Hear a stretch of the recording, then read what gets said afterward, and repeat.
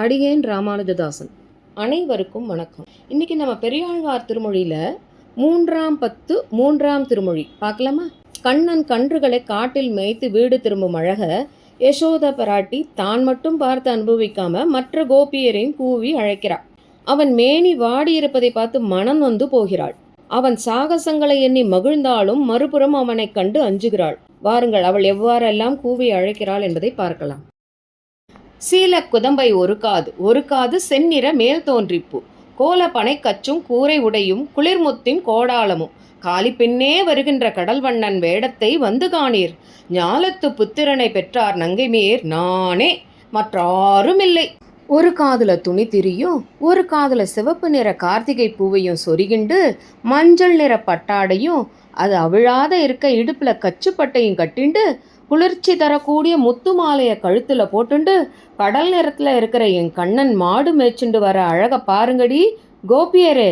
அவன் என் மகன், இப்படிப்பட்டவனை பெற்றவள் நானே, ஞாலத்தில் வேறு யாரும் இல்லை. கண்ணினன் மாமதுசூழ் தரு பூம்பொழிற் காவிரி தென்னரங்கம் மன்னிய சீர் மதுசூதனா கேசவா, பாவியேன் வாழ்வு உகந்து உன்னை இளங்கன்று மேய்க்க சிறுகாலே ஊட்டி ஒருப்படுத்தேன். என்னின் மனம் வழியால் ஓர் பெண்ணில்லை, என் குட்டனே முத்தம் தா. அழகிய பெரிய மதில்களையும் பூஞ்சோலைகளையும் சூழ்ந்த காவிரி கரையில் சயனித்த மதுசூதனா கேசவா, பாவியாகிய நானே உன்னை விடையற் காலையிலே எழுப்பி உணவு கொடுத்து கன்றுகளை மேய்த்து வர அனுப்பினேன்.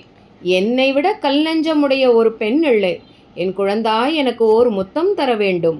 காடுகள் ஊடு போய் கன்றுகள் மேய்த்து மரியோடி கார்கோடர் பூச்சூடி வருகின்ற தாமோதரா, கற்று தூளிகான் உடம்பு பேடை மயிர் சாயர் பெண்ணை மணாளா, நீராட்டு அமைத்து வைத்தேன். ஆடி அமுது செய், அப்பனும் உண்டிலேன், உன்னோடு உடனே உண்பான்.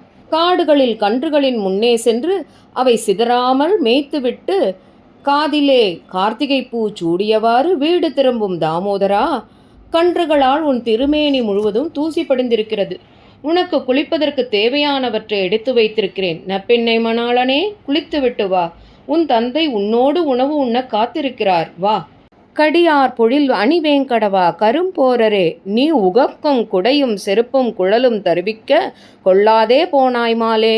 கடியவெங் கானிடை கன்றின் பின் போன சிறுகுட்ட செங்கமல அடியும் வெதும்பி உன் கண்கள் சிவந்தாய் அசந்திட்டாய் இனி எம்பிரான்.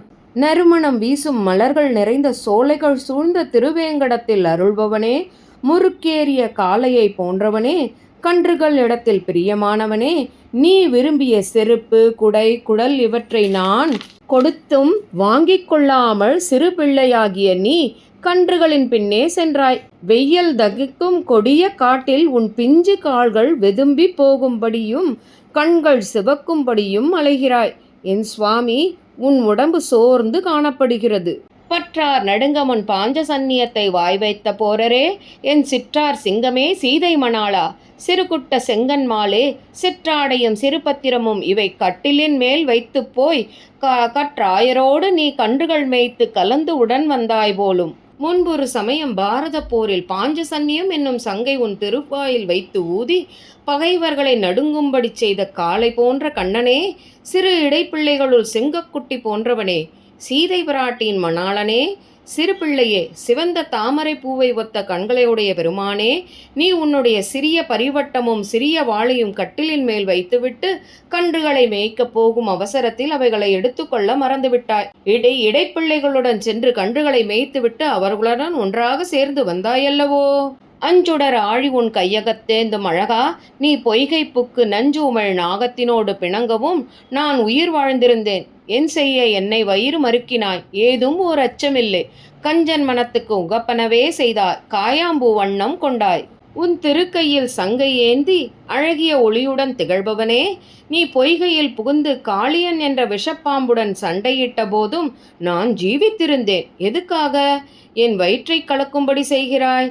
காயாம்பு போல் அழகிய வடிவமுள்ளவனே, உனக்கு சிறிதும் பயமில்லையே. கம்சனின் சூழ்ச்சியான மனதிற்கு ஏற்றவாறு இப்படி செய்கிறாயே. பன்றியும் ஆமையும் மீனமும் ஆகிய பார்க்கடல் வண்ணா, உன்மேல் கன்றின் உருவாகி மெய்புலத்தே வந்த கள்ள அசுரர் தம்மை சென்று பிடித்து சிறு கைகளாலே விளாங்காய் எறிந்தாய் போலும். என்றும் என் பிள்ளைக்கு தீமைகள் செய்வார்கள் அங்கனம் ஆவார்களே. பன்றியாய் ஆமையாய் மீனாய் அவதாரம் எடுத்தவனே, பார்க்கடலின் வண்ணத்தை உடையவனே, உனக்கு தீங்கு நினைத்து கன்று போல் வேடம் எடுத்து நிலத்தை மேய வந்த கள்ள அசுரனை உன் சிறு கைகளால் பிடித்து விளாமரத்தின் மீது வீசி எறிந்து அசுரத்தன்மை கொண்ட விளாங்காய்களையும் அக்கன்றுடன் சேர்த்து அழித்தாய். என் பிள்ளைக்கு தீங்கு செய்பவர்கள் என்றும் அவ்வாறே அழிந்து போவார்கள். கேட்டு அறியாதன கேட்கின்றேன் கேசவா. கோவலர் இந்திரர்க்கு காட்டிய சோறும் கரியும் தயிரும் கலந்து உடன் உண்டாய் போலும். ஊட்ட முதலிலே உன் தன்னை கொண்டு ஒருபோதும் எனக்கு அரிது. வாட்டமிலா புகழ் வாசுதேவா, உன்னை அஞ்சுவன் இன்று தொட்டும். அழகான கேசத்தை உடையவனே, இதுவரை உன்னை பற்றி கேட்காதவற்றை இன்று பிறர் சொல்ல தெரிந்து கொண்டேன். கோபாலர்கள் இந்திரனுக்காக அனுப்பிய சோறு, காய்கறிகள், தயிர் இவைகளை எல்லாம் ஒன்றாக கலந்து மொத்தமாக உண்டாயாமே. நீ உன்னை ஊட்டி வளர்க்க வசதி என்னிடம் இல்லை. இனி ஒருவேளை கூட உன்னை வைத்து சமாளிப்பது எனக்கு கடினம். என்றும் நீங்காத புகழுடன் விளங்கும் வாசுதேவனே, இன்று முதல் உன்னை குறித்து எனக்கு பயம் ஏற்படுகிறது.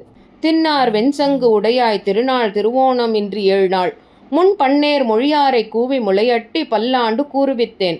கண்ணாளம் செய்ய கரியும் கலத்தது அரிசியும் ஆக்கி வைத்தேன். கண்ணா, நீ நாளை தொட்டு கன்றின் பின் போகேல். கோலம் செய்து இங்கு இரு. நல்ல திடமான வெண்ணிற சங்கை ஏந்தியுள்ள கண்ணா, இன்றிலிருந்து 7 நாட்களில் உன்னுடைய பிறந்த நாள் நட்சத்திரமாக திருவோணம் அழகான பேச்சையுடைய பெண்களை அழைத்து உனக்கு மங்கள காரியங்களை செய்வித்தும் மங்களமும் பாட வைத்தேன். உன்னுடைய இத்திருக்கல்யாணத்தை கொண்டாட அரிசி காய்கறிகளை பாத்திரங்களில் சேமித்து வைத்துள்ளேன். நீ நாளை தொடங்கி கன்றுகளின் பின்னே போக வேண்டாம். உன்னை நன்றாக அலங்கரித்து கொண்டு வீட்டிலேயே இருந்துவிடு. புற்றரவு அல்குள் அசோதை நல்ல ஆய்ச்சி தன் புத்திரன் கோவிந்தனை கன்றினம் மேய்த்து வரக் கண்டு உகந்து அவள் கற்பித்த மாற்றமெல்லாம் செற்றமில்லாதவர் வாழ்தரு தென்புதுவை விட்டு சித்தன் சொல் கற்றிவை பாடவல்லார் கடல்வண்ணன் கடலினை காண்பர்களே. புற்றில் இருக்கும் பாம்பு படம் எடுத்தார் போல் இருக்கும் இடையை உடைய நல்ல உள்ளம் படைத்த யசோதை தன் பிள்ளையான கோவிந்தன் மாடு மேய்க்கும் அழகை சொல்லும் அழகான வில்லிபுத்தூரின் பெரியாழ்வாரின் இந்து 10 பாசுரங்களை சொல்பவர்கள் எம்பெருமானின் திருவடியை அடைவார் என்கிறார் ஆழ்வார்.